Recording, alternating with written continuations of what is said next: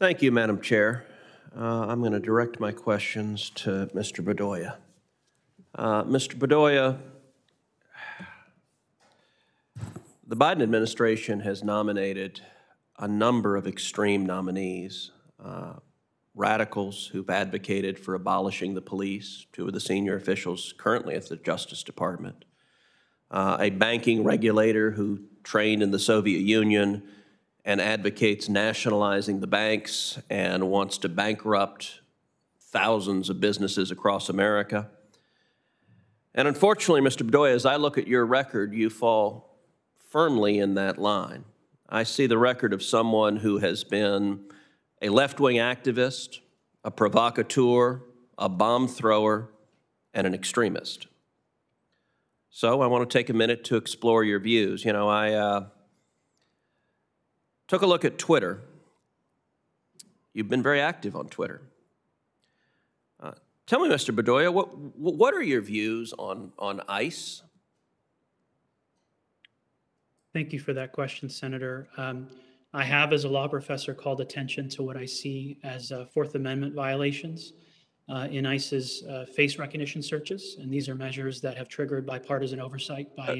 Okay, let's be clear. I'm not talking about the things you say when you're wearing a suit and tie, talking about Fourth Amendment violations. I'm talking about what you angrily tweet out to the world. I refer you to a tweet from February 26, 2021.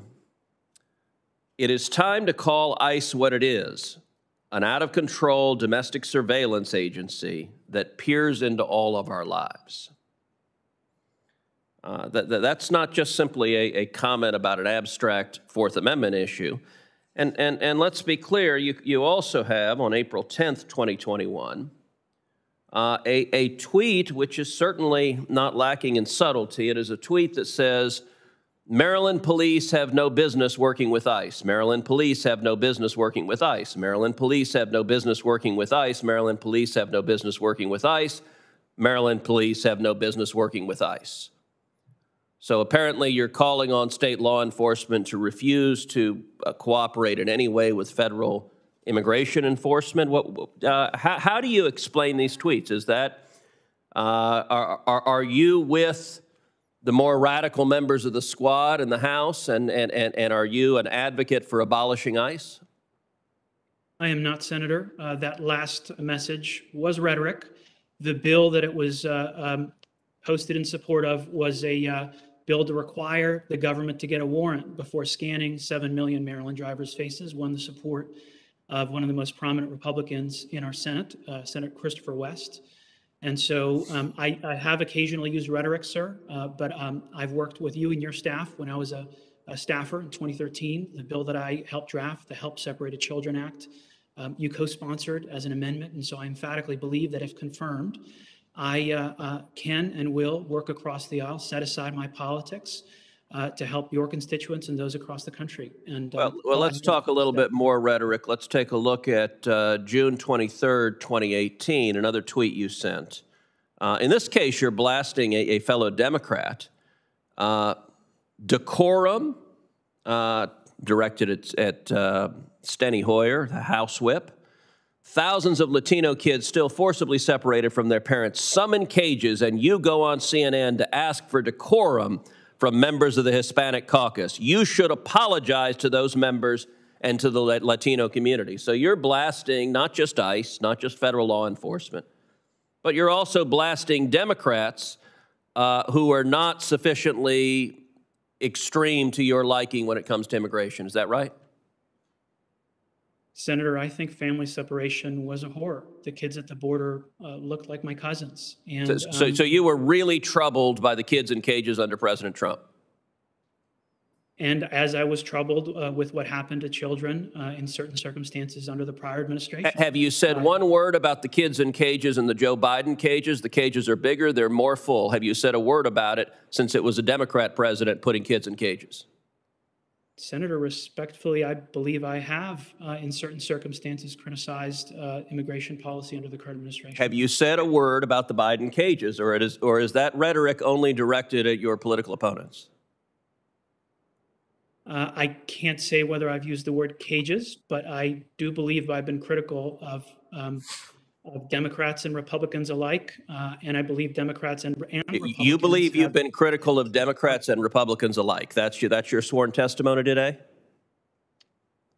Yes, and I believe the message you referred to with respect to Leader Hoyer speaks to that. All right, here's another one. You're retweeting Joyanne Reed, where she says, we're learning daily the ugly consequences of having had a white supremacist administration.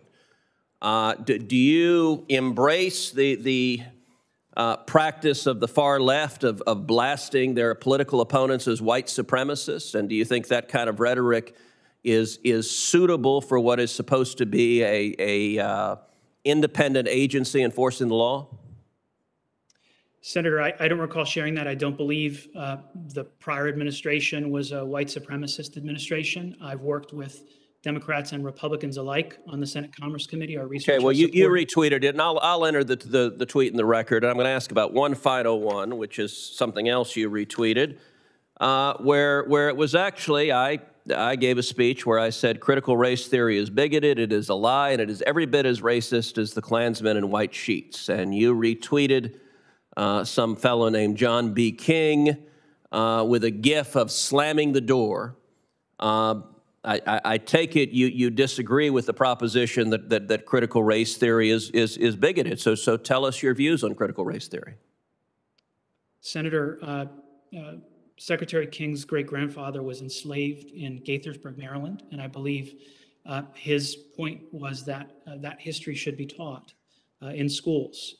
I don't recall that specific message, but I don't know if I have a top-line view. Do you agree with the propositions of critical race theory that America is fundamentally racist, that all white people are racist, that our institutions are irredeemably racist?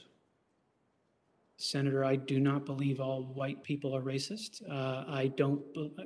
I haven't given great thought to critical race theory before this hearing, sir, but I emphatically do not think all white people are racist, and I can't recall the other provisions of your question, sir. So, Madam Chair, I would ask unanimous consent that the tweets that I referred to be entered into without objection. Senator Lujan.